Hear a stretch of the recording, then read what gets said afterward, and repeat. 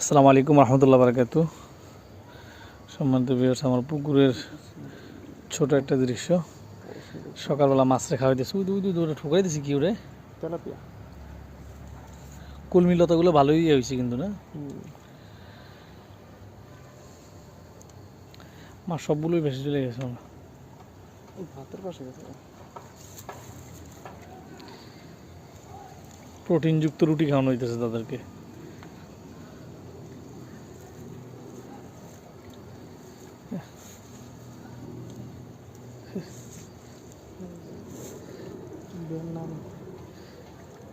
না ভালোই আছে,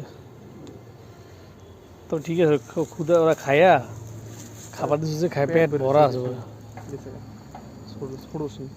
ওই যে আবার উঠছে একই জায়গায়।